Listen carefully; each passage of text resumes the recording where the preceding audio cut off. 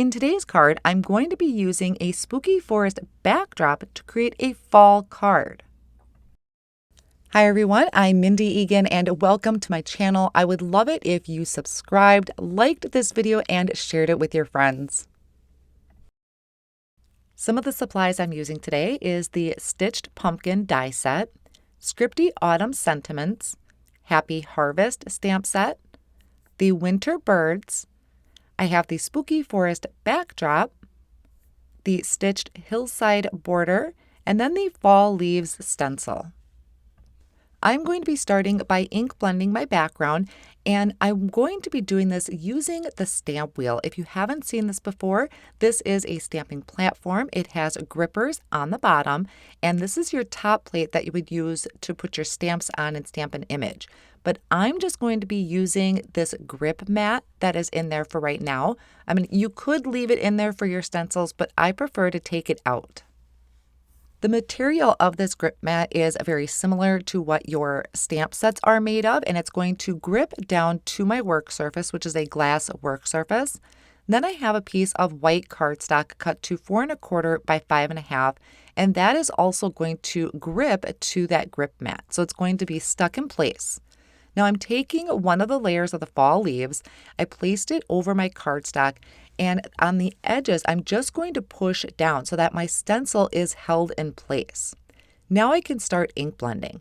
I'm going to start with sunflower ink from Lawn Fawn and a blending brush, and I'm just going to sporadically place this over my background. Some areas I might leave a little whiter than others, and what I'm going to do is build up my fall colors. So I brought in Wild Rose.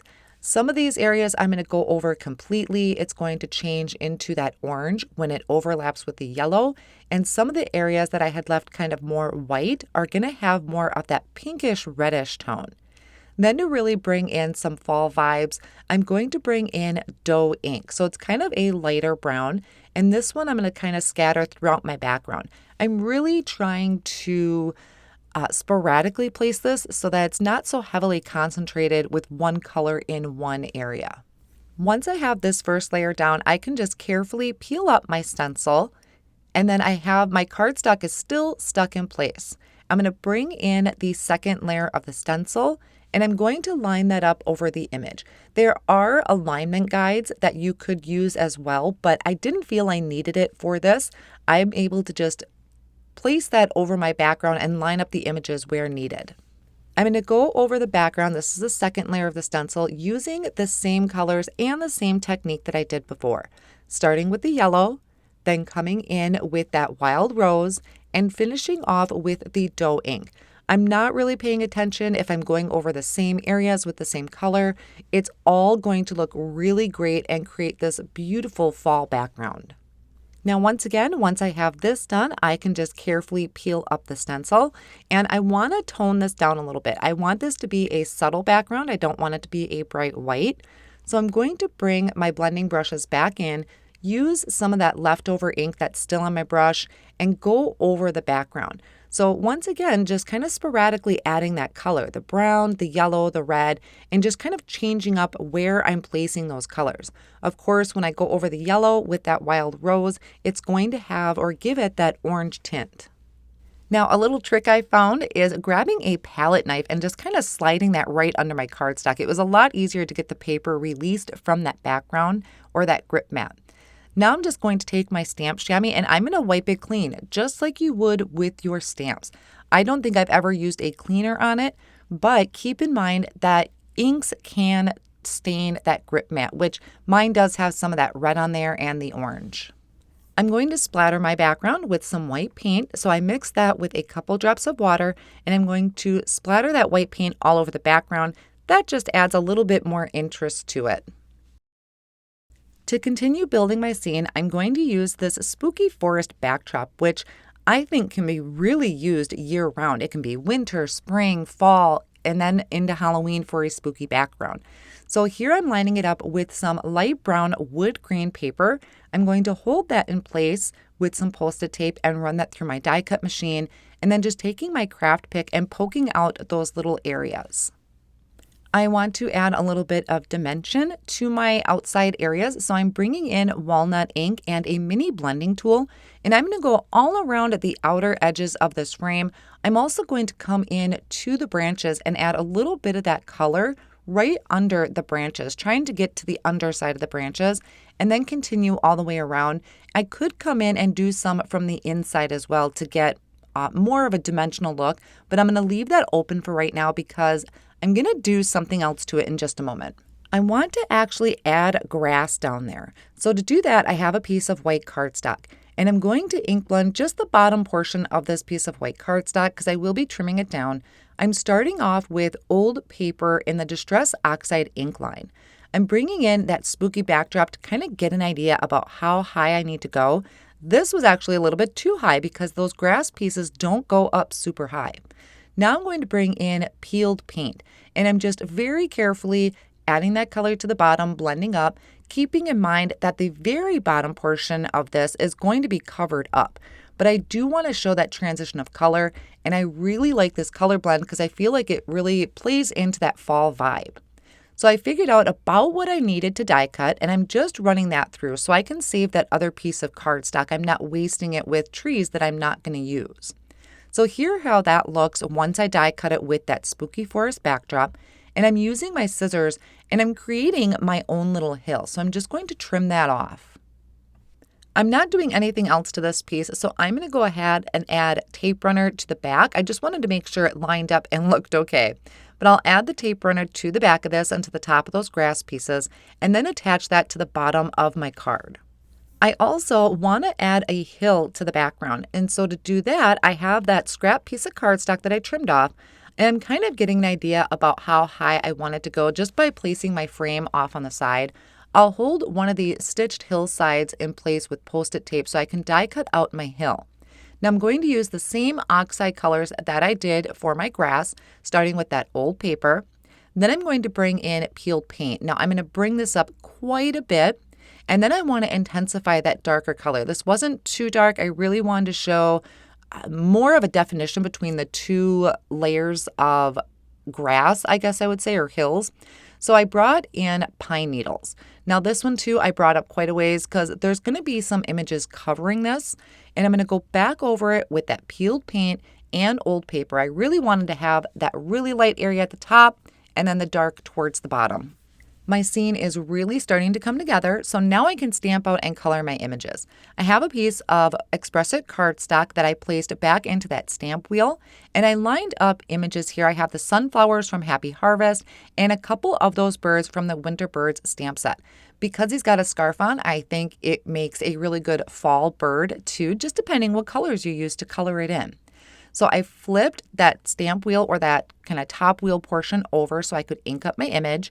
I'm flipping it back over to stamp these down. Now what's hard to see right now is I have just a little floral enamel sticker down in the very bottom in the center of this plate. And I use that to tell me or pretty much guide me on where my plate needs to go. So it's always going to be in the center when I stamp my images down. I had cleaned off that larger sunflower and stamped it again so I could have 3 of them, and then used that palette knife to help release my paper. To color in my images, I'm going to be using my Copic markers today. For these sunflowers, I'm going to use E13, Y18, Y15, and Y11. And I know that's a lot of colors for something that's pretty small, but I feel for me this gives the most definition. You can certainly drop that down to 2 or 3 colors, whatever your coloring style is. So I started with that E13 just to give that little bit of a shadow area. Followed that with Y18. Now the Y18, I really actually go over that E13. The E13 is really just giving it more of a warm shadow tone, and then finished out with the rest of the colors. Now after I have it colored in, I do come back in with that E13 and just kind of emphasize those stamped lines to highlight it a little bit more and give it a little bit more definition. Now for the smaller one, I don't quite use all of the colors, especially on the petals that are in the very back. I only use the E13 and Y15 because they are super teeny tiny. And then for the rest of the petals, I'm going to go through those same ones. I might skip around, maybe not using all 4 of those when it comes to the small one, but I definitely went back over it with an E13, like I said, to kind of help emphasize those lines. Now I use the Y15 to color in the beaks of the birds. And for the center of the sunflowers, I am using E29, E25, and E23. I'm not worried about those little dots because I will be filling those in later with a white gel pen. I had really contemplated with the birds. I kind of really wanted to do a chickadee, but I thought a bluebird would just pop out a little bit more against my background. So for those colors, I am using B16, B14, and B12. For this bird that's flying, I added the darkest color to kind of the tips of the wings and then the underside, and then blended that out, trying to make sure that my B12 is the color that is shown the most, so he doesn't look too dark. And then I'll come in with an N2 and just add a little bit of that neutral gray to the very sides of the bird, and then here coming out from where I ended with the blue. For the scarf, I just used the same colors that I did for the center of my sunflowers, which is the E29, 25, and 23. I'm going to pop back in with an R20 to add a little bit of a pink cheek to my bird. Then I will take the coordinating die for each of the images, hold them in place with Post-it tape, and die cut those out with my die cut machine. I'm going to be die cutting out my stitched pumpkins from Vanilla Malt cardstock, which I'm just going to trim off because I don't need a ton of it. I just need a little strip. And then for the stems, I'm going to use my scraps from the light brown Woodgrain cardstock because honestly, I only have like one sheet left, and this is my favorite Woodgrain cardstock. So I added a little bit of the Walnut Ink to the stems and then used the leftover brown to add a little bit, just a little bit, to the edge of my pumpkins. I didn't want my pumpkins to turn brown, but I did want to have a little bit of ink blending to them. So now I'm just using my tweezers and my Lawn Fawn liquid glue, and I'm going to go ahead and attach the stems to my pumpkins because I don't have anything else I want to do to these. I'm trying to think ahead a little bit in case there's extra things I need to do. I always seem to forget about them and then struggle with it later. But the pumpkins, I knew I was done with. I could go ahead and attach those. I'm bringing in my stamp wheel once again, and I'm going to stamp the word fall in the Walnut Ink onto some white cardstock. And I had a little bit of a smudge when I stamped it down. I think it's just because I didn't clean it very well the first time. So I just flipped my cardstock and I'm going to stamp it again. I love these sentiments because they are scripty and also because they have a coordinating die to die cut out that scripty word. So I use the coordinating die to die cut that stamped out one. I also die cut out 2 or 3 more that I can layer together with my liquid glue, and that's going to help build up the dimension. And now I can start kind of building my scene. So I'm going to start by adding my hillside to the background. And you may notice that my cardstock has a little stamped hello up there. I apologize. I don't know where the footage went for that. I might have deleted it on accident, but I had actually just used some black ink and an acrylic block to stamp that up there. Normally sentiments are an afterthought for me, so I was trying to be ahead and I guess I was a little too far ahead. So for my frame, I went through and added these thin foam strips behind it. So they're really skinny and they fit perfectly behind that border. I also added a few pieces behind my branches to add some stability. And then I removed the backing of that and added that over my background. Now it seems no matter what I do, I'm always just slightly off. So I'll just take my scissors and trim off anything that is overhanging. And then I can start filling in my scenes. I had debated about doing orange pumpkins, but I thought the white pumpkins or kind of more of that off-white would stand out a little bit, get a little bit better against my fall background. So I'm going to start by adding some sunflowers behind my pumpkins. And to do that, I'm using just some liquid glue. When I had put those foam strips on the bottom of my frame, I made sure to leave room so that I could tuck the pumpkins in.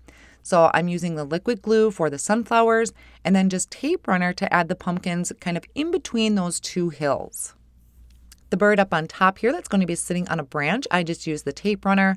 And for the bird that's going to be flying in, he's going to be overhanging a little bit. So I used one of those foam strips to add to the back, like where his head would be. And then the rest of it, I just added some tape runner or liquid glue so that he's still flush with the front of the card. And then added the liquid glue to the word fall so I could attach that to the center. And finishing off all of my images using a white gel pen to add some highlights to my sunflowers and the bird. And then that's going to finish up my fall card project using that spooky forest backdrop. So it's not just spooky, and especially with using a wood grain cardstock, you can use this year round. I will have all of my supplies listed down below in the video description and over on my blog as well. Thank you so much for spending time with me today.